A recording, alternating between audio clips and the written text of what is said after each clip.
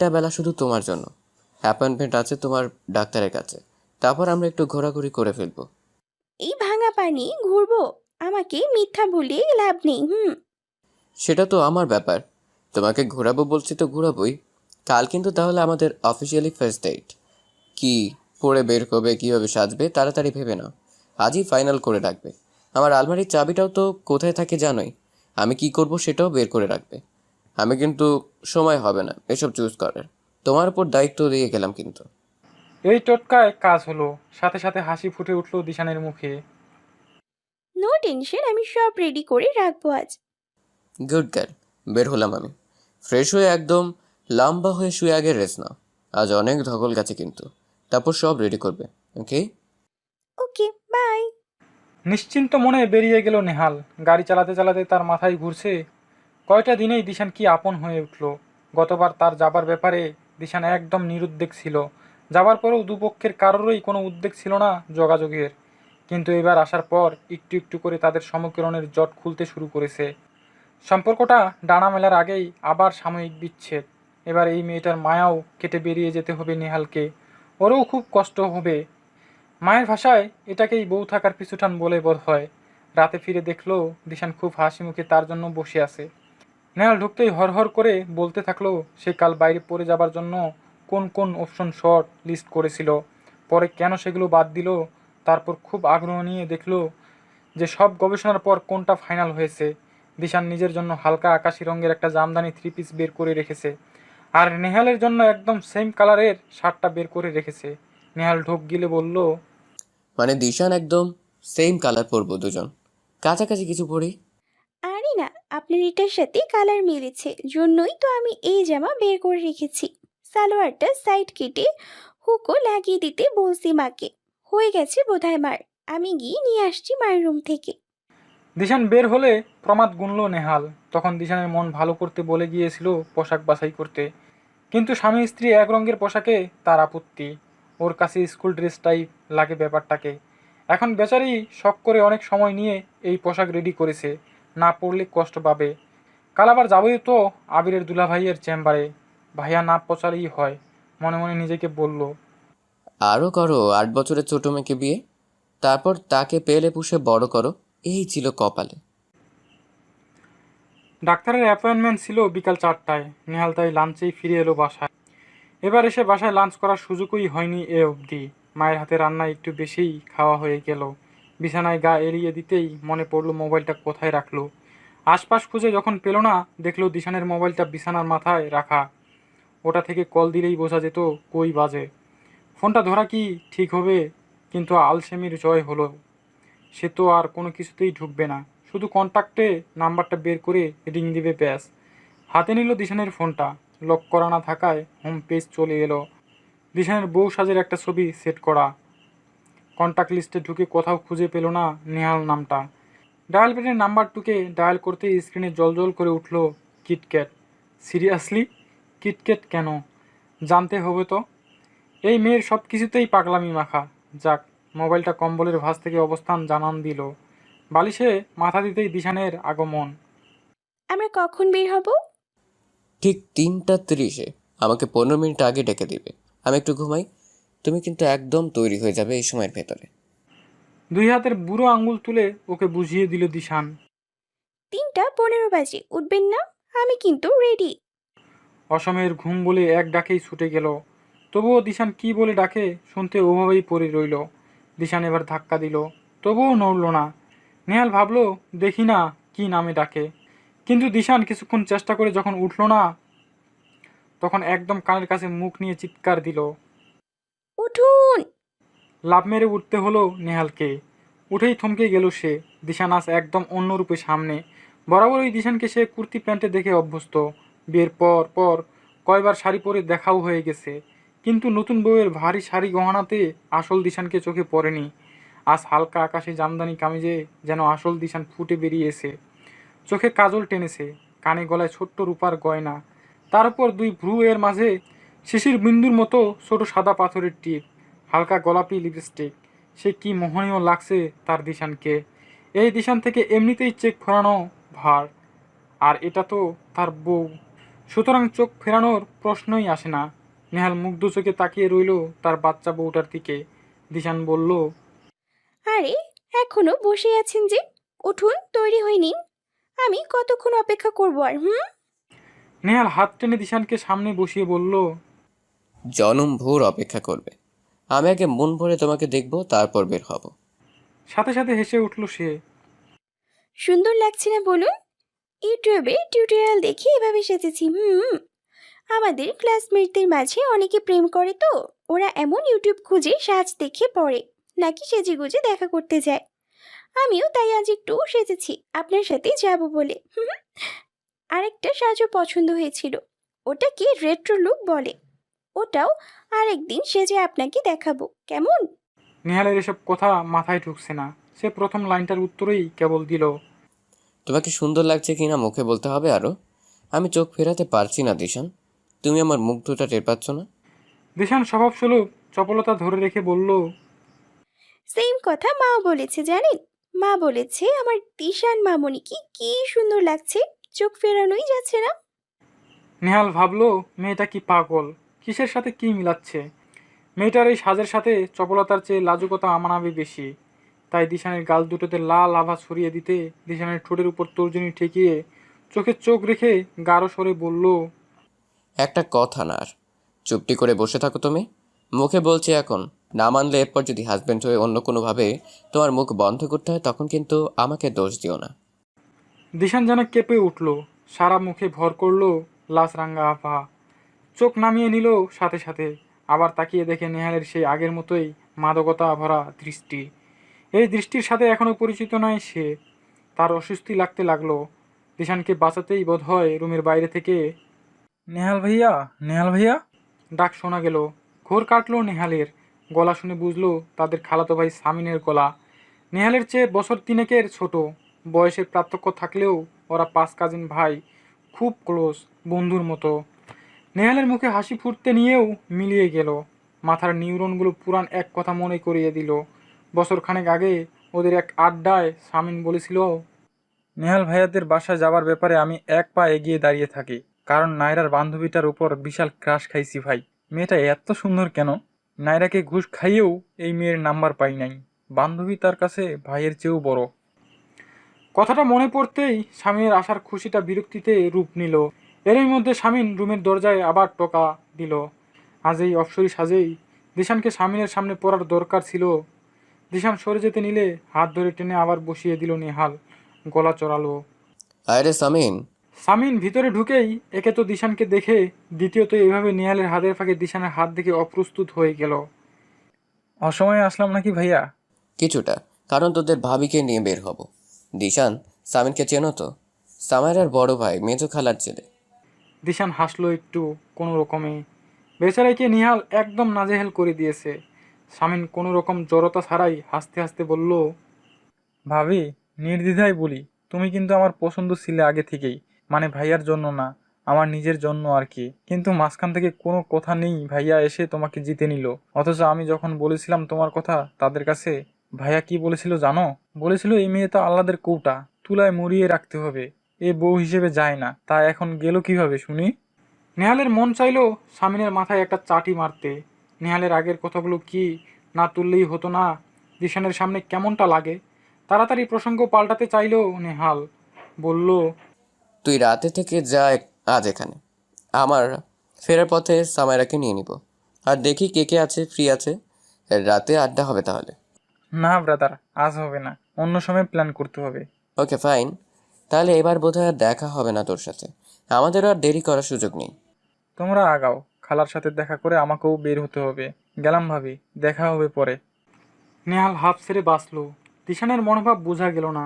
যাও ভেবেছিল সেম কালারের পোশাকটা বদলানো যায় কিনা ভাববে, আর ঘাটাতে সাহস পেল না। দিশানের পছন্দ করা শার্টটা হাতে নিয়েই তৈরি হতে চলে গেল। আকাশি শার্ট আর অফ হোয়াইট গ্যাবার্ডিন প্যান্টে নেহাল ব্যাক ব্রাশ করলো চুলগুলো। দিশান দিশান গলা তুলে ডাকলো 2 বার। পারফিউম দিতে দিতেই ক্রার্চের শব্দ শুনতে পেল। আগের কাগজপত্র গুছিয়ে নিয়েছো? সাবানের হাতে করে গাড়িতে পাঠিয়ে দিয়েছি। একটু চুপ করে গেছে মনে হচ্ছে দিশান। সেটা কি নেহালের দুষ্টুমিতে নাকি স্বামীনের বলা দিশানের সম্পর্কে তার আগের মন্তব্যের কারণে তা বোঝা যাচ্ছে না। তাকে অৎফুল্ল করতেই নেহাল বলল, সামনের জন হয়তো একটু বেশি সুন্দর, তাও দয়া করে এই অধমের সাথে একটা ছবি কি তোলা যায়? ভবিষ্যতে নাতি নাতিকে দেখতাম আর কি। যে দেখ আমাদের ফার্স্ট ডেটিংয়ের ছবি। তবে কারো যদি মনে হয় সে আমার সাথে বেমানান, তবে আমি পাশে থেকে তার সৌন্দর্যকে ম্লান না করি, তার একারই বরং কয়েকটা ছবি তুলে রাখি। কি আর করা।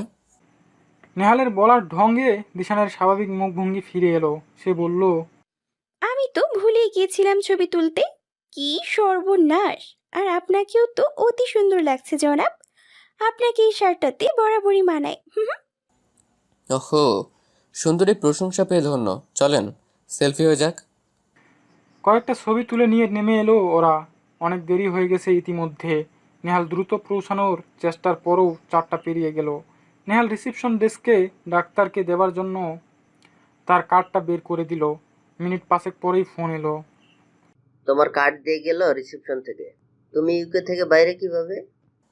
সিরিয়াস রোগী নিয়ে আসছি, তাড়াতাড়ি ভেতরে ডেকে পাঠান। নতুন বউয়ের সামনে কিন্তু মান সম্মান থাকবে না, বাইরে বেশিক্ষণ দাঁড় করিয়ে রাখলে। কিন্তু নতুন বউ নিয়ে তো গাইনিক ডিপার্টমেন্টে যাওয়ার কথা। এই অধম অর্থোপেডিক্স সার্জন কি করতে পারবে বলো? সেটা তো ভেতরে আসলেই দেখতে পারবেন। একটু অপেক্ষা করো ভাই, ভিতরের রোগী দুটো শেষ করেই রাখছি। মিনিট 2 পর ভিতরে ঢুকতে পারলো ওরা। ক্র্যাশ হাতে বউকে দেখে অবাক। হায় হায়, কিভাবে হলো? সিঁড়ি থেকে পড়ে গিয়ে আপনাকে কিন্তু দেখিয়ে প্লাস্টার করে নিয়ে গিয়েছে। 10 দিন পর নাকি আসতে বলেছেন আবার, তাই নিয়ে এলাম। তাই নাকি? আরে, পরিচয় দিবে না এসে? বিয়ের এত সাজের মাঝে পরে কি আর চেনা যায়? আসলে ও জানেই না ভাইয়া যে আপনি আমার এত কাছের। আম্মুর সাথে আসলে তো আপনাকে দেখে চিনতো, কিন্তু আমার আব্বু আর ওর আব্বু নিয়ে এসেছিল দিশানকে। আমি দেশে ফিরে প্রেসক্রিপশন দেখে বললাম ওকে আপনার কথা। সেটা তো না জানারই কথা। বিয়ের দিন এত মানুষের সাথে পরিচয় হয়, মনে না থাকাটাই স্বাভাবিক। তাও হয়তো তোমাদের আপুকে দেখলে চিনতে পারবে। সে ছবি টবি তুলে গেছে, আপলোড করেছে। সে অনেক মজা করেছে তোমাদের বিয়েতে। বিয়ে থেকে এসে তোমাদের আপু আমাকে হেসে বলছিল, পাগলাটা আবির নাতাশার বিয়ের বেলায় ব্যাচমেট বিয়ের ব্যাপারে কত কি বুঝালো। আমি রাজি হচ্ছিলাম না বলে সমবয়সী বিয়ে কত কি সুবিধা, মেন্টালিটি ম্যাচ নিয়ে কত লেকচার ঝাড়লো, আর নিজে বিয়ে করলো এত জুনিয়র মেয়েকে। ওদের মেন্টালিটি ম্যাচ করে দারুণ জুটি হোক, দুটিতেই মিলে। নেহাল গাধাটা ভুল প্রমাণিত হোক। নেহাল প্রমাদ গুনল। অস্বস্তিকর একই টপিক একই দিনে আবার উঠে এলো। এবারও নেহাল তাড়াতাড়ি কথা ঘুরালো। আরে ভাই, আবির নাতাশার প্রেমের শুরু থেকে সাক্ষী আমি। বিয়ের সময় সাপোর্ট না দিলে ইনসাফ হতো না, কিন্তু আবির শালা তো ডুমুরের ফুল হয়ে গেছে এখন, দেখা পাওয়া তার ভার। তোমার আপুর এখন নাতাশাই সব কাজের সঙ্গী হয়েছে। বাদ দাও। আর এই যে সুইট 16, সংসার জীবন কেমন যাচ্ছে? দিশান সন্তুষ্টির হাসি হেসে বলল, খুবই ভালো। আর বড়টা কেমন ভালো শুনি? দিশান এবার শুধু হেসেই কাজ সারলো। শোনো, নেহাল এমন একটা ছেলে যাকে ভরসা করা যায়। তোমার জীবনের ভার ওর উপরে ছেড়ে দিয়ে তুমি চোখ বন্ধ করে রাখতে পারবে, এই ভরসায় যে সে তোমাকে তার নিজের চেয়েও আগলে রাখবে। তুমি তাকে শুধু ভালোবেসে যেও, সে তোমাকে দুনিয়া উজাড় করে দিবে। এবারও দিশান কথা না বলে শুধু মাথা নেড়ে সায় দিল। এক্স-রে করে দেখা গেল ফুল প্লেস্টারের দরকার নেই, তবে নাড়াচাড়াতে আগেরটা ঢিলু হয়ে গেছে বলে নতুন করে আবার প্লাস্টার করে দিল। নিচে নামতে নামতে নেহাল সিদ্ধান্ত নিল আর মন ভোলানো নয়। দিশানকে তার আগের মনোভাবের সাথে এখনকার আত্মোপলব্ধির পার্থক্যটা বুঝিয়ে পরিষ্কার করে নেবে নিজেকে। সম্পর্কের মাঝে ভুল বুঝাবুঝির জায়গা নেই, তাদের মাঝে থাকবে শুধু স্বচ্ছতা। দিশান জানতে চাইল, এখন কোথায় যাবেন? যাচ্ছি চলো। সেরকম প্ল্যান করে তো বের হইনি, যেদিকে মন চায় আগাই। তোমার কি মত? আমার কোনো কিছুতেই আপত্তি নেই। যদি মনে করেন বাসায় ফিরে যাবেন তাও করতে পারেন। ঘুরতে বের হয়ে এক্ষুনি বাসায় ফিরবো কেন? কিন্তু তোমার কি পায়ে অসুবিধা লাগছে? না, আমার কোনো কিছুতেই অসুবিধা লাগছে না। কেমন আনমনা হয়ে বলল দিশান। তারপর মোবাইলটা বের করে সেখানে মনোযোগ দিল। নেহাল কথা আগানোর জন্য বলল, কেমন এসেছে আমাদের ছবিগুলো? সম্পূর্ণ বিপরীতমুখী গিয়ে প্রশ্ন করল দিশান। আপনার সমবয়সী জীবনসঙ্গী করার অপশন থাকার পরও। কথা শেষ করতে দিল না নেহাল। অপশন মানে? আমার কোনো রিলেশন ছিল না তো কখনো। কিন্তু টিনা আপু যে আপনাকে পছন্দ করতো সেটা আপনি বুঝতে পারতেন নিশ্চয়ই। কোনো একবার আপনার বন্ধুরা যখন বাসায় এসেছে তখন আমি আর নয়না শুনে ফেলি আপনাদের দুজনকে নিয়ে খেপাতে।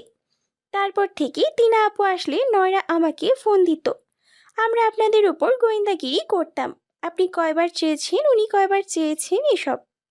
তারপর এভাবেই বুঝে গেলে আমি তিনার সাথে রিলেশনে থাকার পরও তোমাকে বিয়ে করে নিলাম, আর এতদিনে তোমাকে সেটা জানালাম না, তাই তো? আমি কিন্তু রিলেশনশিপের কথা বলিনি, বলেছি একটা সম্পর্ক তো হতে পারত। আপনি নিজে আগাননি কেন? আমার সাথে বিয়ের কথা ওঠার পর নয়রাকে বলেছিলাম কথাটা যে টিনা আপুর কথা ভাইয়া বলছে না কেন। নয়রা নিজেও আসলে আপনার নীরবতাই অবাক হয়েছিল। একদিনের কথা বলি, ওই দিন তখনও আপনারা বন্ধুদের কেউ আসেনি, সবার আগে টিনা আপু এসেছিল। আমি আর নয়রা তখন টিভি দেখছিলাম। আপনারা দুজন উঠে আপনার রুমে কি যেন একটা দেখতে নিয়ে গিয়েছিলেন টিনা আপুকে। আমরা খুব উকিঝুঁকি মারার চেষ্টা করেছিলাম। দিশানকে থামিয়ে নেহাল বলল, যে আমরা ওখানে রোম্যান্স করছিলাম হাতে হাত চোখে চোখ রেখে, নাকি তার চেয়েও বেশি কিছু দেখেছিলে? কিছুই করেননি, ল্যাপটপে কিসবের রিপোর্ট দেখাচ্ছিলেন। তাহলে টিনার কথা কেন আসছে দিশান? টিনা আমার শুধুই বন্ধু, আমাদের চিন্তাধারা অনেক মিলে, একে অপরের সাথে বোঝাপড়াটা দারুণ। তার মানে হলো আমরা ভালো বন্ধু। তোমার আমার সম্পর্কে ওকে আনার মানে কি? ওনাকে আনার মানে হলো এত ভালো বোঝাপড়া হলে সম্পর্কটা আগালেন না কেন? আমি কেন? প্রশ্নটা স্পেসিফিক করো, কি জানতে চাচ্ছ? টিনাকে কেন বিয়ে করিনি নাকি জানতে চাচ্ছ তোমাকে কেন করেছি? টিনা আপুকে কেন করেননি? ওকে, টিনা এমন একজন যার সাথে আমার খুব ভালো খাপ খায়। তোমার শুনতে হয়তো খারাপ লাগবে, কিন্তু সত্যিটা হলো আমি আমার স্ত্রীর মাঝে যেসব কোয়ালিটি খুঁজতাম তার সব টিনার আছে। কিন্তু শুধু ওর সাথে আন্ডারস্ট্যান্ডিং ভালো বলেই বিয়ে করা যায় না। বিয়ে দুইটা পরিবারের ব্যাপার। তোমার পরিবার আর আমার পরিবার কতটা কমফোর্টেবল একে অপরের সাথে তুমি নিজেও জানো না। তুমি আব্বুর কতটা আদরের, যেখানে তিনাকে মানাতে হলে আমাকে রীতিমতো যুদ্ধ করতে হতো। এত কিছুর পরও আসলে বিয়ের পর তিনা কতটা মানিয়ে নিতে পারতো জানি না, কারণ ও আমাদের চেয়ে অনেকটাই হাই সোসাইটির মানুষ। এইসব নিয়ে অশান্তি হতে পারতো, এসবের জন্য আমি কখনোই তিনাকে নিয়ে আগাইনি। তবে শুধু আমার কথা ভাবলে তিনা পারফেক্ট ম্যাচ হতো নিঃসন্দেহে। দিশান আর কিছু বলল না। ওর মনে কাটা হয়ে গেঁথে গেল কথাটা। দিশান বরাবরই ভীষণ আহ্লাদী হলেও সে অনেক ম্যাচিওর তার মনের গোপন অনুভূতি লুকিয়ে রাখতে। কিছু ক্ষেত্রে মন খারাপ বা কষ্ট সে কাউকে বুঝতে দেয় না। নেহালের এতটা সোজাসাপটা জবাবে তার অনুভূতি একদম চেপে গেল। সে মোটামুটি সহজভাবেই ঘুরতে লাগলো। নেহাল তাকে তার বুয়েট ক্যাম্পাস ঘুরিয়ে আনলো, টিএসসি থেকেও ঘুরিয়ে আনলো, টুকটাক রাস্তার ধারে খাওয়া দাওয়া করলো। নেহাল বুঝতে পারছে দিশানের খারাপ লেগেছে, কিন্তু এখন দিশানের মন ভুলাতে সে তো তিনাকে ছোট করতে পারে না। এটা সত্যি যে তাদের মাঝে বন্ধুত্বের বেশি কিছু নেই, কিন্তু তিনা যে তাকে নিয়ে আগানোর কথা ভাবতো সেটা নেহাল বুঝতো। নেহালের মনেও যে কয়েকবার হানা দেয়নি এই চিন্তা তা অস্বীকার করতে পারবে না। কোনো এক পাশ থেকে আহ্বান আসলে অন্য পক্ষ হয়তো ফিরিয়ে দিতে পারতো না, কিন্তু সেই আহ্বান আসেনি বলেই মনের গোপনে ভাবনাটা এসেও মিলিয়ে গেছে। তাই তিনাকে নিয়ে দিশানকে জানানোর মতো কিছু নেহালের মনে নেই বলেই কখনো কথা ওঠেনি। তবে দিশান নিজের থেকে কথা তুলে ভালো করেছে। সন্দেহের চোরাকাটা খুব খারাপ জিনিস। যতবার নেহালকে কথা বলতে দেখতো তিনার সাথে, দিশানের মনের কাঁটাটা মনের মধ্যে খোঁচাতো। তার চেয়ে সাময়িক মন খারাপ হলেও স্বচ্ছতাটুকু দরকার ছিল। এখন তার কাজ হচ্ছে দিশানের মনটা ঠিক করে দিয়ে ওকে স্বাভাবিক করে দেওয়া। সেটা কিভাবে করবে এক পলকে ভেবে নিল নেহাল। ভেবে নিয়ে বাড়ির পথে গাড়ি ঘুরালো। দিশান বাড়ি এসে রুমে ঢুকে গেল। জামা কাপড় হাতে নিয়ে ফ্রেশ হতে ওয়াশরুমে ঢুকতে নিবে, নেহাল হাত ধরে পিছন থেকে টান দিল দিশানকে, আস্তে করে ঘুরিয়ে নিল তার দিকে। কথা ছিল তুমি তোমার কষ্টগুলো আর লুকাবে না, আমাকে জানাবে। তো এখন এমন কি খিদে পেলো যে কান্না গিলে গিলে খাচ্ছ? ওইগুলো গিলে গুলে খেয়ে নিয়েছি। হজমে একটু অসুবিধা হচ্ছে, এই যা। ভাববেন না, আমার হজম শক্তি খুব ভালো, একটু সময় দেন ঠিক হয়ে যাবে। না, কোনো সময় দেওয়া হবে না তোমাকে। যা গলাধন করেছো, এবার উদ্গীকরণ করো দেখি। দিশান কিছু না বলে হাত ছাড়িয়ে ঘুরে চলে যেতে চাইলো। নেহাল হাত ছেড়ে মুখটা দুই হাতে তুলে ধরলো। দিশান, তাকাও তো আমার দিকে। তাকে বলো তো ওই দিনের মতো তুমি আমার কি হও? দিশান কোনো উত্তর করলো না। নেহাল ওর মুখটা আরও কাছে নিয়ে গেল দিশানের। তুমি আমার কে দিশান? নেহাল এভাবে কাছে আসতে কেমন একটু কেঁপে উঠল সে। জবাব দিয়ে দিল কাটা কাটা ভাবে। ওয়াইফ। ওয়াইফ শব্দটার অনেকগুলো সমার্থক শব্দ আছে, তার মাঝে একটা হলো অর্ধাঙ্গিনী। মানে তুমি আমি এমনিতেই দুটা স্বয়ংসম্পূর্ণ মানুষ হলেও যেদিন থেকে ওই রেজিস্ট্রি খাতাতে সাইন করেছি ওই দিন থেকে আমরা একে অন্যের পরিপূরক। আমরা একজন আর একজনকে ছাড়া অসম্পূর্ণ। তাই অর্ধাঙ্গ অর্ধাঙ্গিনী শব্দটার উদ্ভব। দুজন মিলে এক অঙ্গ। সেই এক অঙ্গের মাঝে অন্য কিছু বা অন্য কেউ কীভাবে ঢুকবে বলো? সেই কথা কেন উঠাবে তুমি? টিনা মানুষ হিসেবে বন্ধু হিসেবে কেমন সেসব ব্যাখ্যা তোমাকে দিতে পারবো আমি, কিন্তু যেদিন থেকে তোমাকে বিয়ে করেছি সেই মুহূর্ত থেকে বউ হিসেবে সে কেমন হতো সেই ভাবনাটাও মনে আসবে না আমার, কোনো দিনও আসবে না আর। টিনা পারফেক্ট ম্যাচ হতো ভাবনাটা বিয়ের আগে। যেদিন থেকে বিয়ের কথা ফাইনাল হলো সেদিন থেকে আমাদের নিয়ে ভাবনা আমার সবটা জুড়ে। কিভাবে আমাদের সম্পর্কটা আগালে একটা মজবুত কিন্তু কমনীয় ভিত করবে আমি সেভাবেই নিজেকে তৈরি করেছি। নিজের ভাবনাগুলোকে সেভাবেই পাল্টে নিয়েছি। 26 বছরের নেহালের কী চাহিদা তার স্ত্রীর কাছ থেকে তা মেলাতে যায়নি। খুঁজতে চেয়েছি অষ্টাদশী দিশানের কাছে দাম্পত্যের মানে কি, সে কী চায় তার সঙ্গীর কাছে। গতবারের কয়টা দিন হাওয়ার উপর কেটে গেছে, তোমাকে বোঝার সুযোগ হয়নি। এবার প্রথম দিন বাসায় পা দিয়ে তোমাকে দেখেই মন স্থির করেছি। এবার আস্তে আস্তে তোমাকে আবিষ্কার করে যাব। জানো দিশান, একটা ছেলের কল্পনায় দাম্পত্য স্ত্রী সম্পর্ক আদিম সেই চিরন্তন আকর্ষণ এসব নিয়ে যা ধারণা মনে থাকে আমি তার চেয়ে ব্যতিক্রম ছিলাম না। কিন্তু তুমি আমার ধারণা পাল্টে দিয়েছো। আকর্ষণীয় দিশানের চেয়ে আদরে দিশান আমাকে বেশি টানে। তোমাকে আবেশে জড়িয়ে ধরার চেয়ে তোমার গাল টেনে নিষ্পাপ আদর করতে আমার বেশি ভালো লাগে। রাতে আমার কাজ ঘেঁষে ঘুমোলে তোমাকে আমার সাদা খরগোশের বাচ্চা বলে মনে হয়। উল্টোপাল্টা চিনতে আসার আগেই তোমার গায়ে কম্বল টেনে দেবার কথা, পাটা ঠিক করে দেবার কথা মাথায় আসে। এটা যদি স্ত্রীর প্রতি আবেগ হয় তাহলে আমি তোমার প্রতি আবেগে ভেসে গিয়েছি দিশান এই কয়দিনে। এবার আমার যাবার সময় মনে হবে আমি আরও অনেকটা শূন্যতা বহন করে নিয়ে যাচ্ছি। আমার খরগোশের বাচ্চাটাকে রেখে যাচ্ছি। আমার দিশানকে রেখে যেতে আমার এবার অনেক কষ্ট হবে দিশান। দিশানের দুই চোখ ছাপিয়ে জলের ধারা নামলো। কথাগুলো ওর ভিতরে তোলপাড় করে দিয়েছে। সে কোনোভাবে কান্না থামাতে পারছে না। নেহাল এবার দিশানের কপালে তার কপাল ঠেকিয়ে বলল, মেয়েটাকে এত ছোট বয়সে এত আবেগের কথা বলতে চাইনি তো এই জন্যে। কিন্তু সে তো আবার হিংসাত্মক নারী। আমার সাথে কাকে মানে আগে কি ভেবেছিলাম কি বলেছিলাম এসব নিয়ে দাম্পত্য কলহ বাঁধাতে চাইছে। তাই এখন মনে কি চলেছে তা জানানোটা জরুরি হয়ে গিয়েছিল। তাই আমার আবেগ বলে তাকে কাঁদাতে হলো। নয়তো আমার এত প্রিয় আদরে গাল দুটোতে আমি জল নামতেই দিতাম না কখনো। বলেই চোখটা মুছিয়ে দিয়ে গাল দুটো টেনে দিল।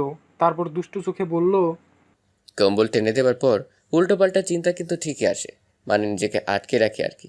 পরে আবার নাবালিকা দর্শনে ফেসে না যায়। তাই তাড়াতাড়ি আমার দেশের পাঠ চুকাতেই হবে বুঝলে। মনের উপর আর কতই জোর কাটানো যাবে কে জানে। আবার রাঙ্গা হয়ে উঠল দিশান। লাজে রাঙ্গা গাল দুটো আবারও টেনেই দিল নেহাল। কাল সকালে ফ্লাইট নেহালের। বাসার পরিবেশ তাই থমথমে। রাতে ডিনারের পর বেশ খানিকটা সময় নেহাল আম্মু আব্বুর সাথে তাদের রুমে কাটিয়ে এলো। নিজেদের রুমে ঢুকে দেখে দিশান মাথায় এত বড় করে ওড়না দিয়ে ঘোমটা দিয়ে বই সামনে নিয়ে বসা। একদিন পর পরীক্ষা আছে। নেহাল টুকটাক গোছগাছ করতে করতে খেয়াল করলো দিশান বই সামনে নিয়ে বসে থাকলেও পড়ছে না। এতক্ষণ ধরে বইয়ের এই একটা পাতাই খোলা। পাশে এসে দাঁড়িয়ে বলল, আমি তো শুয়ে পড়বো এখন। তুমি কি এই পড়ার অভিনয় চালিয়ে যাবে নাকি শুয়ে পড়বে? ওষুধ খেয়েছো তুমি? জানি না, বলবো না। বাবা, এমন ঝাঁঝালো উত্তর! কি হলো বউয়ের দেখি? বলেই চেয়ার ঘুরিয়ে ঘোমটা তুলতে তুলতে বলল, যেভাবে ঘোমটা তুলেছি পুরো বাসরঘর টাইপ ফিল হচ্ছে। আরে এই মেয়ে তো কেঁদে নাক মুখ লাল করে ফেলেছে। সাদা খরগোশের বাচ্চা তো লাল টমেটো হয়ে আছে। দিশান হাত সরিয়ে দিয়ে আদুরে গলায় বলল, আপনার কালকে যাওয়া কি কোনোভাবেই আটকানো যায় না? না রে সোনা, কোনোভাবে যে আটকানো যায় না। ধরেন আমি খুব অসুস্থ হয়ে গেলাম, তবু আপনি জানতে পারবেন না যে আমার ওয়াইফ অসুস্থ, আমি আসতে পারছি না? তা কি অসুস্থ বলবো? স্যার, আমার ওয়াইফ তো প্রেগনেন্ট, তার লেবার পেইন উঠেছে। স্যার কিভাবে আসবো আমি? এটা বললে মানতে পারে।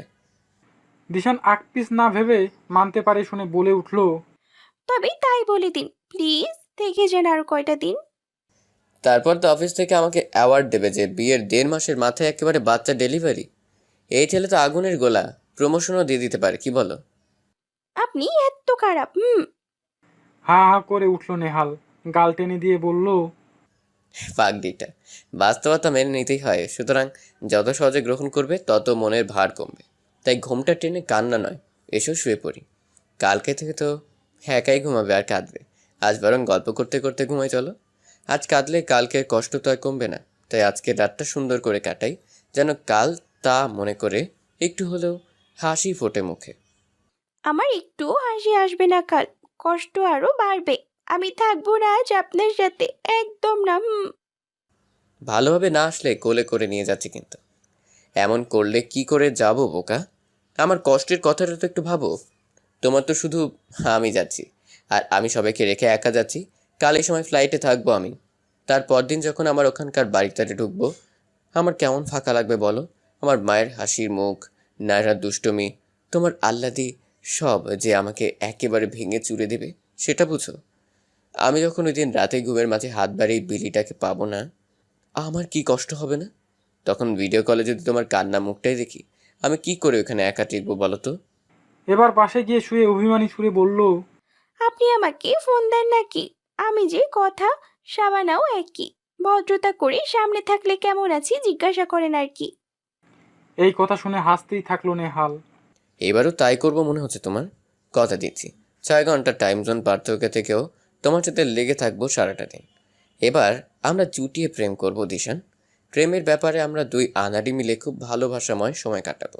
এই সময়টা প্রেম করে সামনের বার এসে না হয় স্বামী হব তোমার। এই কদিন তোমার কিটক্যাট হয়ে থাকবো। আপনি জানেন কিভাবে আমি আপনার নাম কিটক্যাট দিয়ে সেভ করছি? এক সাধু বাবা এসে বলে গেছে, সাবধান, তোমার নাম কিন্তু কিটক্যাট রাখছে তোর বউ। তোর মাথা কিন্তু কিটক্যাটের মতোই চাবাইয়া খেয়ে ফেলবে এই মেয়ে। নেহালের কথার ঢঙ্গে দিশান হাসতে হাসতে গড়াগড়ি খেলো।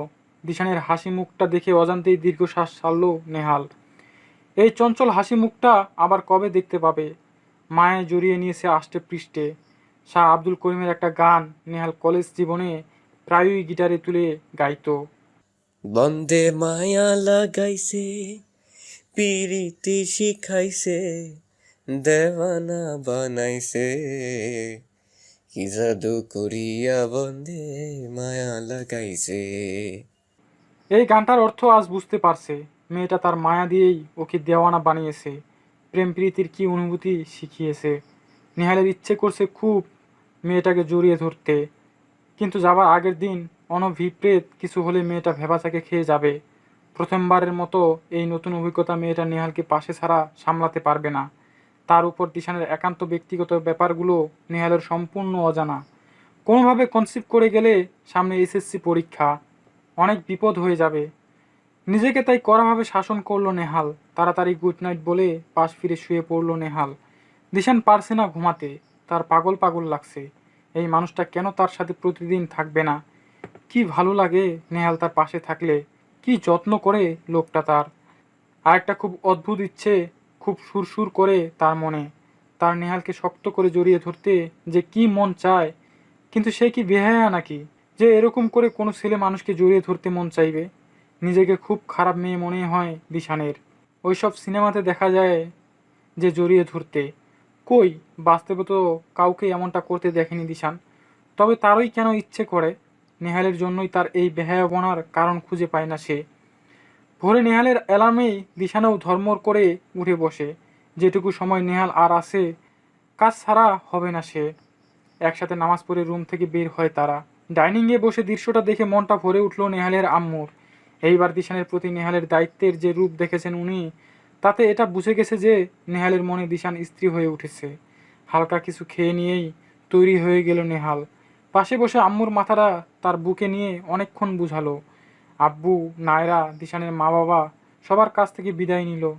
রুমে গিয়ে লাগেজটা বের করে আনার সময় দিশান নিজেকে আটকে রাখতে পারল না। নেহালকে পিছন থেকে শক্ত করে জড়িয়ে ধরে কেঁদে দিল। নেহাল লাগেজ ছেড়ে দিশানকে হাতে ধরে তার সামনে নিয়ে এলো। কান্নার রোলে দিশান বলতে থাকলো, আপনি কেন এলেন এই অল্প দিনের জন্য? আপনাকে কে বলেছে বিদেশে পোস্টিং নিতে? হ্যাঁ, দেশে থাকলে কি হয় আপনার? আপনি সব ছেড়ে দিয়ে চলে আসবেন। আমি কিচ্ছু জানি না, কিচ্ছু না। আপনি এবারই এই চাকরি ছেড়ে দিয়ে আগের মতো দেশে থাকবেন।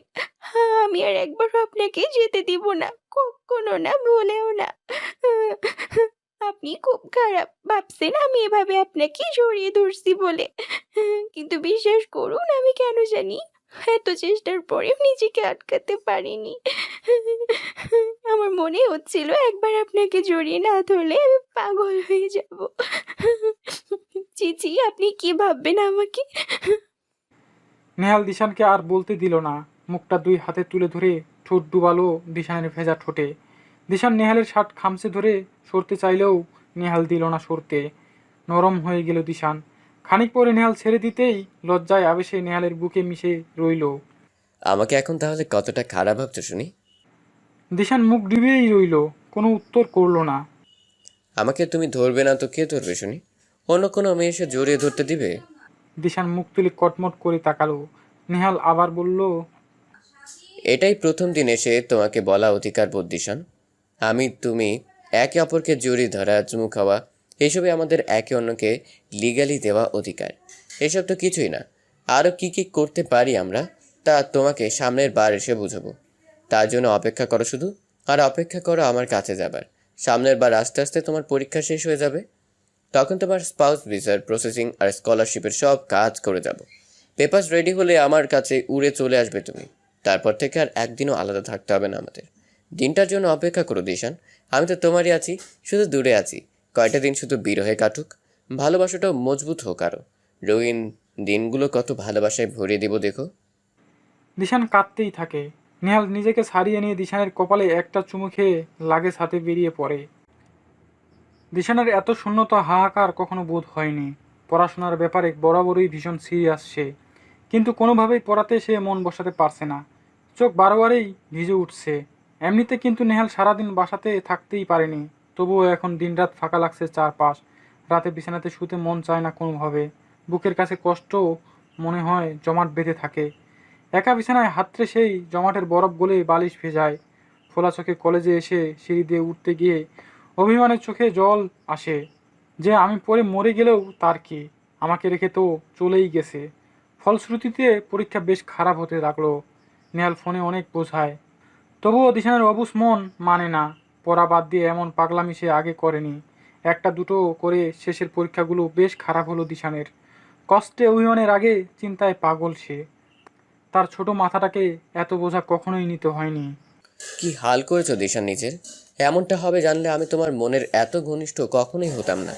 দূরে সরে থাকতাম তোমার থেকে। তোমার জন্য এত ভাবার পরও এমন ভুল আমি কিভাবে করলাম? এভাবেই বলবেন না প্লিজ, আমি নিজেকে সামলাতে পারছি না। পারতে হবে। তুমি কি চাও না আমার কাছে আসতে? তোমার রেজাল্ট এইচএসসিতে খারাপ হলে কিভাবে এখানকার ভালো ইউনিভার্সিটিতে তোমার অ্যাডমিশন নেওয়া বলো তো? তখন তো তোমাকে দেশে থেকে গ্র্যাজুয়েশন শেষ করে পরে অ্যাপ্লাই করতে হবে। আরও প্রায় 5 বছরের ধাক্কা। তখন পারবে তো? দুই পাশে মাথা নাড়ে দিশান। দরকার হয় লেখাপড়া ছেড়ে দিব, তবুও আমি আপনাকে ছাড়া এতদিন থাকবো না, কোনো দিনও না। দেশের নামকরা কলেজের টপারের এইচএসসি পরীক্ষার আগে মাথা আসে সে জামাইয়ের ভালোবাসায় দেওয়ানা হয়ে লেখাপড়া ছেড়ে দিবে? এত ভালোবাসা আমার দরকার নাই তো। ইন্টারফেল বউ তো আমি মানব না আমার জন্য। চুপ করে আমার কথা শোনো। এইচএসসি এর আগ অবধি তোমার সাথে আমার কোনো কথা হবে না। আমি আগের মতো নায়রার ভাই হয়েই থাকবো। তোমার আমাদের বাসায় থাকা দরকার নেই। আমি আম্মুর সাথে কথা বলছি, তুমি তোমাদের বাসায় থাকবে একদম আগের মতো। তোমার এইচএসসি রুটিন দিয়েছে? দিলে শেষ পরীক্ষার দিনটা ক্যালেন্ডারে বড় করে মার্ক করে রাখো। ওই দিন আমাদের কথা হবে আবার। তুমি একটা লম্বা ব্রেক নিবে। তোমার পায়ের প্লাস্টার খুলবে সামনের সপ্তাহে। এই সপ্তাহটা তুমি শুধু গল্পের বই পড়ে কাটাবে। আমি কয়টা নাম সাজেস্ট করে দিচ্ছি তোমায়, আমার বউয়ের তাক থেকে নিয়ে নাও। একদম বই পড়ায় ডুবে যাবে তুমি। তারপর প্লাস্টার খুললে তোমার নানু বাড়ি গিয়ে 2-3 দিন থেকে আসবে। এসে সে আগের পড়ুয়া দিশান হবে। এই কদিন সময় পার করবে বলে যে অপরাধবোধ তৈরি হবে সেটাকে 100% কাজে লাগাবে। তখন টেস্টের রেজাল্ট খারাপ হবে, বোঝাই যাচ্ছে। এটা তোমার শাস্তি হিসেবে মাথা পেতে নিতে হবে। নিজেকে শতভাগ তৈরি করে নিবে মেইন পরীক্ষার জন্য। পরীক্ষা জুতোটা শেষ করে আমাদের ঘরে ঢুকবে। এর মাঝে তুমি আমাদের বাসায় তো যাবে, কিন্তু তোমার আমার রুমটাতে ঢুকবে না। তোমার যা যা নেবার প্রয়োজন সব গুছিয়ে নিয়ে যাবে একবারে। আমাকে যতটা অনুভব করবে মনে মনে আমি তোমার মনের ততটা কাছেই থাকবো, তোমার অস্তিত্বে মিশে থাকবো, কিন্তু তোমার ঘড়ির কাঁটাতে নয়। তোমাকে কথা দিয়েছিলাম তোমার সাথে লেগে থাকবো সারাদিন, চুটিয়ে প্রেম করব। কিন্তু শুধু তোমার ভালোর জন্য তোমাকে দেওয়া কথা থেকে সরে গেলাম।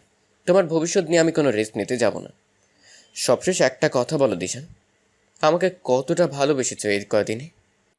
অনেক বেশি নেহাল। আমি আপনাকে অনেক বেশি ভালোবেসে ফেলেছি। নিজের আবেগের উপর আমার খুব ভালো দখল আছে জানতাম। সেই ক্লাস 9 থেকে ক্লাসমেট, ব্যাচমেট, কোচিংয়ের ভাইয়া, এমনকি আত্মীয় স্বজনদের মধ্যেও অনেকের প্রেমময় চাহনি দেখেছি আমি। কারোর জন্য কোনো দিন দ্বিতীয়বার বাবার বোধ হয়নি, বরং কেমন অসহ্য লাগতো। প্রেম, ভালোবাসা, আবেগ, টিনেজের এসব অনুভূতি আমার ভিতরে আসতো না। আমি বরাবরই নিজেকে অনেক ভালোবাসতাম। পড়াশোনার প্রতি ভালোবাসাটাও নিজেরকে ভালোবাসার অংশ। তাই পড়তেই কখনো মন খারাপ লাগতো না আমার। চোখের সামনে আপনাকেও অনেক পড়ুয়া দেখতাম। আপনি এরকম আইডল ছিলেন। আপনার কথা তাই মেনে চলতাম আমি। আপনার মনে আছে, টেলি কোচিংয়ের পরীক্ষার খাতা দেখে আপনি বুঝিয়ে দিয়েছিলেন খাতায় লেখার সৌন্দর্যের ব্যাপারে। অক্ষরের প্যাটার্ন, মার্জিন, আন্ডারলাইন কিভাবে করলে টিচারের নজর পড়বে লেখাগুলো। আমি কিন্তু সব মাথায় একেবারে ঢুকিয়ে নিয়েছিলাম। আপনি কোন পড়া বুঝিয়ে দিলে সেটা খুব সহজে বোঝা যায়। আপনার প্রতি মুগ্ধতা ছিল আমার, তবে সেটা শুধুমাত্র শ্রদ্ধার অনুভূতিতে, প্রেম ছিল না সেটা। আপনার দেশের বাইরে যাবার খবরে আমি বরং টুকে রাখছিলাম যে আর কোনো টপিকস আপনার কাছ থেকে একটু ঝালিয়ে নিব। তার মাঝে যখন বিয়ের কথা উঠলো আমি কিছুই বুঝে উঠতে পারিনি। আম্মু, মা, নয়রা মিলে বুঝালো আমাকে আপনাকে নিয়ে। আপনি মানুষটাকে আমার না করার কোনো কারণই ছিল না। আর এত অল্প বয়সে বিয়ে করা নিয়ে আমি কিন্তু বেশ এক্সাইটেড ছিলাম। আমাদের বিয়ের কদিন আগেই এক ফ্রেন্ডের বড় বোনের বিয়ে হয়েছিল। তার বিয়ের রংঢং দেখে আমাদের সবারই মনে তখন বিয়ে করার পিতলা সব জেগেছিল। বউয়ের সাজ, শাড়ি, গহনা, নাচানাচি, সব কিছুর মোহের মাঝে আপনার মতো মানুষের সাথে বিয়ের প্রস্তাব। আমাকে কখনো বিয়ে নিয়ে দ্বিতীয়বার ভাবতেই দেয়নি। কখনো আফসোস করার সুযোগটাই আসেনি কেন বিয়ে করলাম। কিন্তু এই যে এখন আপনার প্রতি উতলে পড়া আবেগ, বিরহ বিচ্ছেদ আমি সইতে পারছি না। আমার ভিতর এলোমেলো হয়ে যাচ্ছে, নিজের উপর কোনো কন্ট্রোল আর নেই। কোনো দিন মনে না আসা ভালোবাসার আবেগ যখন এমন বান ভেসে এলো, আমি হারিয়েই ফেললাম নিজেকে। যাবার দিন নিজে থেকে জড়িয়ে ধরে ভেবেছিলাম আমাকে খারাপ ভাবছেন কিনা। এইটুকু আত্মসম্মান বোধও তখন মনে ছিল না আমার।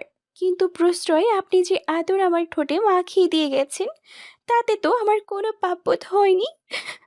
বরং মনে হয়েছে এর চেয়ে পবিত্র অনুভূতি বুঝি দ্বিতীয়টি নেই। এর চেয়ে আবেগের বোধহয় আর কিচ্ছু হয় না। এখন নিঃসংকোচে আমি আপনাকে বলতে পারি, আমি এখন আপনাকে কাছে পেলে সেই আবেগের 100 গুণ আমি আপনাকে ফেরত দিতে মুখিয়ে আছি। অধিকার বোধ এখন আমিও দেখাতে পারবো। সেই অধিকার বোধটা আমার ভালোবাসার, নেহাল। হ্যাঁ, আমার ভালোবাসার। নেহাল থ মেরে গেল। তার মন জুড়ে চাইছে মেয়েটার কাছে উড়ে চলে যেতে, তার জন্য ঝরে পড়া চোখের জলটুকু শুষে নিতে, পাগলের মতো চুমু দিয়ে আদর দিয়ে জলে ভেজা মুখটাতে লজ্জার রং লাগাতে। নিজের করে নিতে চাইছে তার দিশানকে। দিশান, তুমি অধিকার বোধ দেখাতে আসলে আমি যে তোমাকে স্বামীর অধিকারে কতটা জড়িয়ে নেব তার আয়ত্ত তো তখন তোমার থাকবে না। আমাকে আর পাগল করো না দিশান। স্বামীর দায়িত্বে নিজের উপর জোর খাটিয়ে হলেও এখন আমাকে পাষাণ হতে হবে তোমার জন্য। তোমার উপর আমাকে কঠোর হতে হবে দিশান। তোমার ভবিষ্যৎটা উজ্জ্বল করতে তোমাকে সাময়িক একটা কষ্ট যে আমাকে দিতেই হবে। তবে কথা দিচ্ছি, পরীক্ষা শেষে সেই কষ্টটুকুর 100 গুণ ওসুল আমি করে দিব। এই নেহালের পাগলামি তো তোমাকে দেখানোর সুযোগ হয়নি। মনের উপর সকল বিধিনিষেধ তুলে তখন তুমি তোমার নেহালের উদ্দাম প্রেম দেখবে দিশান। তোমার আবেগ বানভাসী হলে আমি তাতে হাওয়া দিয়ে তোমাকে উড়িয়ে নিয়ে যাব। ক্যালেন্ডারে মার্ক করে সেই দিনের প্রতীক্ষা আমিও করব দিশান, তোমার মাঝে বিলীন হবার প্রতীক্ষা। আজ প্রায় 1.5 মাস দিশানের সাথে নেহালের কোনো যোগাযোগ নেই। ওই দিন এরকম জোর করেই নেহাল রাজি করিয়েছে দিশানকে তার থেকে সম্পূর্ণভাবে দূরে থাকতে। শেষ দিকে দিশান অভিমান করেই কথা দিয়েছে যে সে কোনো প্রকার ফোন বা মেসেজ দিবে না, মরে গেলেও দিবে না। নেহাল বলেছে, তোমাকে মরতে দিলে তো আমার তোমাকে এখন অনেক জ্বালানোর বাকি, তো কোথায় পালাতে দিব তোমায়? থুরথুরে বুড়ো হওয়া অবধি একসাথে বাঁচার তৌফিক চাই আল্লাহর কাছে প্রতিদিন। সুতরাং ভালোভাবে মাথা উঁচু করে বাঁচার জন্যই পড়বে। দিশান মেনে নিয়েছে নেহালের কথা। একটা লম্বা ব্রেকের পর পুরোপুরি আগের মতো পড়ায় মন বসাতে পেরেছে। নেহালের কথা মেনে তাদের রুমটাতে যায়নি একবারও। নেহালের মাথার বালিশটা নিয়ে এসেছে সে, ওইটা জড়িয়ে ধরে ঘুমায়, যেন 2 মাসেও এই বালিশ থেকে নেহালের গন্ধ মিলিয়ে যায়নি, এমনটা মনে হয় দিশানের। এতগুলো দিনে একটাবারও নেহালের গলাটা শোনেনি সে। দিশানের মা বাবাকে নেহাল নিয়মিতই ফোন দেয়, অডিও কল বলে সেই কণ্ঠ আর দিশানের কানে অবধি পৌঁছাতে পারে না। তবে আজ 1.5 মাস পর কণ্ঠটা যখন তার কর্ণ কুহরে পৌঁছালো, সারা শরীরে যেন বিদ্যুৎ খেলে গেল, হাত পা কাঁপতে লাগলো তার। কদিন ধরেই নায়রা আর সে মিলে একসাথে টেস্ট পেপার সলভ করছে, আজও সকাল থেকেই সেই দিকেই মনোযোগ তাদের। তাই নেহালের আম্মুর হোয়াটসঅ্যাপের রিংটনে মস্তিষ্কে কোনো বিকার হলো না। কিন্তু ফোনটা ধরে উনি যখন উঠছিস বাবু বলে হাঁটতে হাঁটতে ড্রয়িং রুমের দিকে এগোতে থাকলো, শব্দ তরঙ্গে ভেসে এলো দিশানের সেই বহু আরাধ্য স্বর, সদ্য ঘুম ভাঙ্গা আলসে গলায় নেহালের কণ্ঠ। আজ তো উইকেন্ড, কে বল উঠলাম, তুমি কি করো? কথা বলতে বলতেই মা রুমে ঢুকে গেল। দিশানের চোখ জোড়া জলে ভরে উঠল, কোনো রকমে কান্নার দমক আটকে বইয়ে মন দিতে চাইল। মিনিট পাঁচেক পর মা রুমে এসে নায়রাকে ফোন দিয়ে গেল। কি করিস ভাইয়া? উঠিসনি এখনো? কি আরাম জীবনে, আমরা সকাল থেকেই পড়তে পড়তে ঢুলছি। একটা চারটি লাগামো মাথায়, এখন পড়বি না তো কবে পড়বি? বাকি আছে কয়দিন পরীক্ষার? তো পড়তেই তো আসি, আমি আর দিশান মিলে সেই সকাল থেকে তো পড়ছি। দিশান তোর পাশে? হ্যাঁ। মনটা চঞ্চল হলো নেহালের, বউটাকে কবে থেকে দেখে না। দিশান তো অভিমানের আগে ফুলে আছে, তার নিজের ভেতরে কেমন লাগছে সেটাই পাগলি কি বুঝবে। নায়রা, ফোনটা দিশানকে দে তো। আর শোন, তুই আম্মুর রুম থেকে ঘুরে আয় যা, তোর রুমের দরজাটা চাপিয়ে দিয়ে যা। জোয়াগা বস, এনজয় ইউর প্রাইভেসি। বলেই দিশানের দিকে ফোকাস করে ফোনটা বইয়ে হেলান দিয়ে রেখে চলে গেল। দিশান কাঁপছে এখনো, রাগে, উত্তেজনায় বা আবেগে। নেহাল তৃষিত চোখে দিশানের টপাটপ চোখ দিয়ে জল পড়ার দেখছে। দিশান এখনো তাকায়নি স্ক্রিনে, এত নিষ্ঠুর মানুষকে দেখার ঠেকা পড়েনি তার। তাকাবে না দিশান?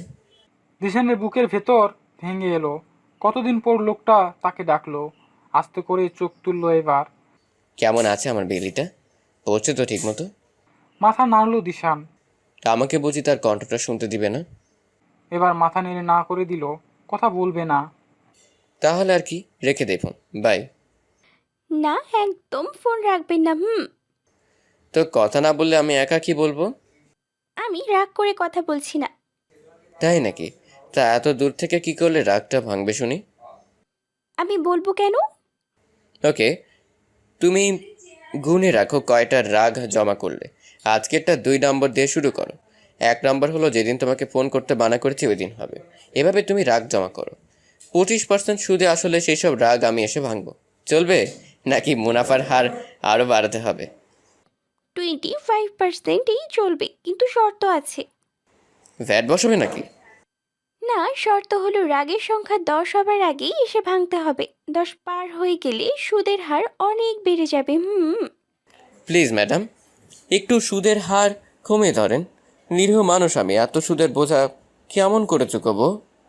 কোনো ধানাই পানাই নেই। 10-এ বেশি হলে 50%, 15 বেশি হলে 100%, 20-এর বেশি হলে 200%। এই হার ধরে হলে মেনে নিব, নয়তো না। একটু দয়া করেন ম্যাডাম। No way. আর রাগ ভাঙানোর কোয়ালিটি যেন ভালো হয়। আমি কোয়ান্টিটিতে নই, কোয়ালিটিতে বিশ্বাসী। ম্যাডাম, আপনি কেমন কোয়ালিটি চাচ্ছেন একটু যদি উদাহরণ বা ডেমো দিতেন। মানে আদরের গভীরতা কতটুকু হবে, কিংবা চুমস্থায়িত্ব, এসব ব্যাপারে যদি একটু ভেঙে বুঝিয়ে বলতেন বা নিজে করে একবার দেখিয়ে দেন, তাহলে কথা দিচ্ছি আমি তার চেয়ে ভালো করে দেখাবো। লজ্জারাঙা দিশানের বদলে দুষ্ট হাসি ঠোঁটে দিশান বলল, যাবার সময় যেমনটা স্যাম্পল দেখিয়েছিলেন, এর চেয়ে কম কিছু হলে সেই সংখ্যা কাউন্ট হবে না। আরও কিভাবে বেটার করা যায় তা ভাবুন। আর যে ভাবতে পারবো না দিশান, এত দূর থেকে তোমাকে ভেবে আরও কতদিন কাটাবো জানি না। এমনিতে যে এলোমেলো হয়ে আছি আমি, তোমাকে দূরে রেখে এর চেয়ে বেশি ভাবলে আমি সত্যিই সব ছেড়ে চলে আসব। আর এবার আসলে ভালোবাসার যে অগ্নুৎপাত হবে, তাতে তোমার সব সংখ্যা সুদ ভেসে যাবে দিশান। আমি যে সেই আগুনে পুড়ে ভেসে যাবার দিন গুনছি নেহাল। অবশেষে পরীক্ষা শুরু হলো তাদের। নেহাল আগে থেকেই মেসেজ দিয়ে রেখেছিল যেন নেহালকে কল দিয়ে বের হয়। নেহালের ওখানে তখন প্রায় মধ্যরাত হলেও জেগেছিল সে। দিশান বের হবার আগে কল দিয়ে দোয়া চেয়ে নিল। এভাবে একটা একটা করে পরীক্ষা এগিয়ে যাচ্ছে। নেহাল এখানে একটু সহজ করে দিয়েছে যোগাযোগটা। পরীক্ষার মাঝে কোনো কষ্ট যেন মনে না থাকে।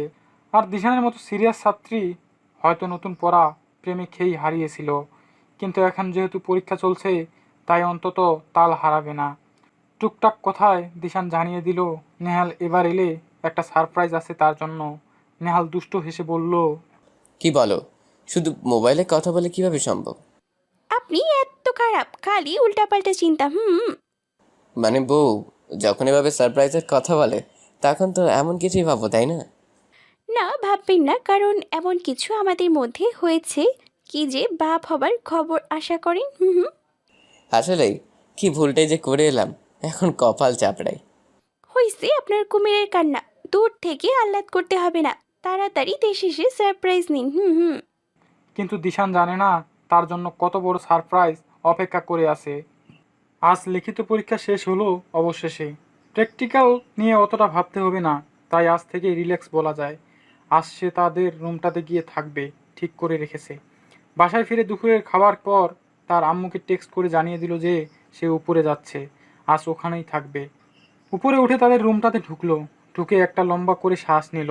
এখনও কিভাবে সে নেহালের গন্ধ পায় রুমটাতে। কাবাট খুলে নেহালের কাপড়গুলোর উপর হাত বুলালো, মুখ ডুবিয়ে শ্বাস নিল। একটা টি শার্ট বের করে কোল বালিশে পড়লো, তারপর কোল বালিশটা জড়িয়ে ধরে লম্বা একটা ঘুম দিয়ে উঠল। উঠেই নেহালকে ফোন দিল, কিন্তু নেহাল কলটা কেটে দিয়ে মেসেজ করলো, মিটিংয়ে আছি যে বিল্লি, পরে কথা বলি। আসছো আমাদের রুমে? দিশান কোনো উত্তর করলো না রাগে। কোথায় ভেবে রেখেছে অনেক কথা বলবে আজ, আর এখনও তার কোনো খবর নেই। বিছানা থেকে নেমে আয়নার সামনে দাঁড়ালো, নাকের হালকা একটু টনটনে ব্যথাটার উপর হাত বুলালো। আজই সে কলেজ থেকে আসার পথে নাক ফুটো করে এসেছে, আর এটাই তার নেহালকে দেওয়া সারপ্রাইজ। ইতিমধ্যে অনেকবার শোনা হয়ে গেছে যে নেহাল তার বউকে দেওয়ার জন্য একটা নাক ফুল তুলে রেখেছে, কিন্তু সেটা তো সে দিশানকে দিচ্ছে না।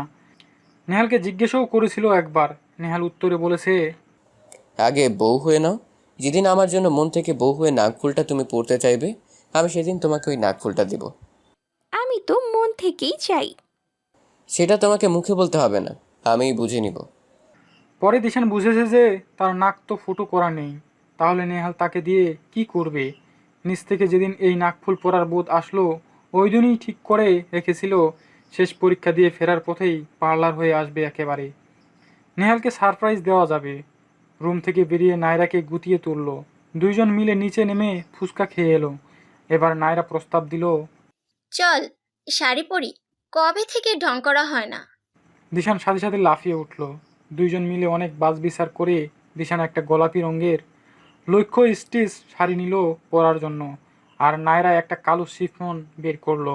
দুইজন হালকা সাজগোজ করে ছবি তুললো মন ভরে। নেহালের এখনো পাত্তা নেই, ফোন তুলছে না বলে দিশান ছবি পাঠিয়ে রাখলো।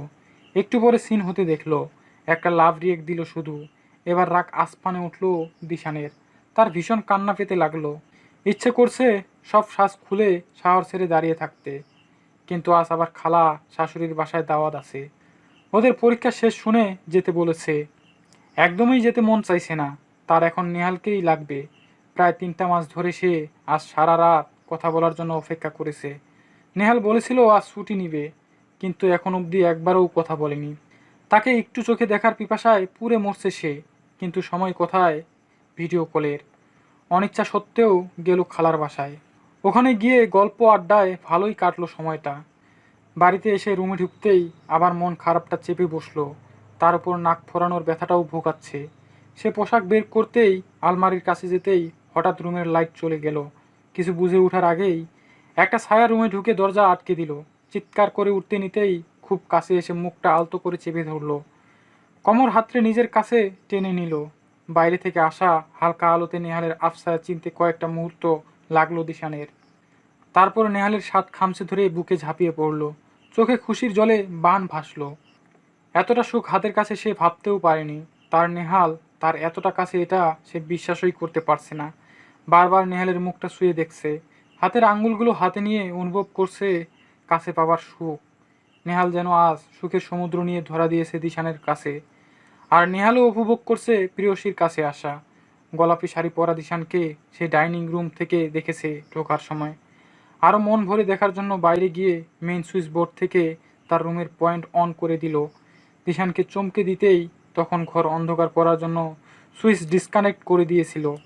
আসলে নেহাল আজ 7 দিন হয় বাংলাদেশে এসেছে। দিশান ছাড়া সবাই জানে এই খবর। এই 7 দিন দিশানকে আসতে দেওয়া হয়নি এই বাসায়। নাইরাই তার কাছে চলে গেছে দরকারে। তাদের গণিত পরীক্ষা তখনও বাকি ছিল বলে সামনে এসে কোনো রিস্ক নেয়নি নেহাল। সব দিন বাসায় ফিরেও নি, অফিস হাউসে থেকে গিয়েছে। আজ দিশানকে রাগিয়ে দিতেই ফোন ধরেনি সারাদিন, আর ব্যস্ততাও ছিল। খালার বাসায় যাবার সুযোগে বাড়ি ফিরে ঘাপটি দিয়েছে সে। দিশান এসে রুমে ঢুকতেই লাইট অফ করে দিয়ে রুমে এসে কাছে টেনে নিয়েছে তার বউটাকে, তার বিল্লিটাকে। লাইট অন করে মুগ্ধতার দৃষ্টি সরছে না নেহালের। একটা পরী যেন তার কাছে দাঁড়িয়ে আছে। গোলাপি শাড়ির সাথে লজ্জায় রাঙা গোলাপি গাল, ভেজা কোনো পল্লবে কাজল লেপটানো চোখ জোড়া, নাকে এক বিন্দু শিশিরের মতো নাক ফুল, গোলাপি গ্লোসে পাতলা তীর করা ঠোঁট, ঠিক ঠোঁটের নিচে বামে থাকা একটা ছোট্ট তিল। কি অপূর্ব লাগছে দিশানকে। এলোমেলো চুলে এক পরতের ছড়ানো আঁচলের শাড়িতে নারীর রূপ যেন উদ্ভাসিত হচ্ছে তার। দিশানকে শাড়িতে এই প্রথম দেখছে না নেহাল। বিয়ের পর দাওয়াতে কয়েকবার দেখেছে শাড়িতে, কিন্তু এমন মোহনীয় তো লাগেনি চোখে। নাকি বউয়ের দৃষ্টিতে তাকানো হয়নি বুঝি তখন। আর আজ এই নারী যেন তাকে পাগল করে দিতেই এই রূপে নিজেকে সাজিয়েছে। এত অসহ সৌন্দর্য সহ করা যাচ্ছে না আর। নেহাল রুমের আলো নিভিয়ে দিয়ে হালকা নীল বাতিটা জ্বালিয়ে দিল। দিশান তার দুত্তি সরিয়ে রুমের মাঝে ঠায় দাঁড়ানো তখনও। নীল আলোয় অপসরীকে পিছন থেকে জড়িয়ে ধরল নেহাল। চুলো মুখ ডিবে মাদকতায় হারিয়ে যেতে যেতে ভাবল, মুখের ভাষায় পরেই কথা হোক, শরীর আগে এতদিনের সংযম ভাঙ্গুক।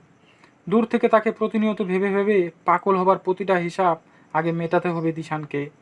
নিবিড়ভাবে মিশে যেতে যেতে নেহাল বুঝতে পারল, অনুভূতির অনুরণনে দিশানও সব হিসাব চুকাতে মুখিয়ে আছে। উত্তাল আকর্ষণের অবগাহনে আকণ্ড ডুবে গেল দুই কুপত কাপতি। সকালে ঘুম ভেঙে নিজের বাহুডোরে নেহাল সাদা খরগোশটাকে পেল। কোনো সকাল বুঝি এতটা মধুর হয়নি এর আগে। কতক্ষণ চুল নিয়ে খেলা করলো। আদর গাল দুটো একটু টিপে দিতেই গভীর ঘুমে কপাল কুচকালো দিশান।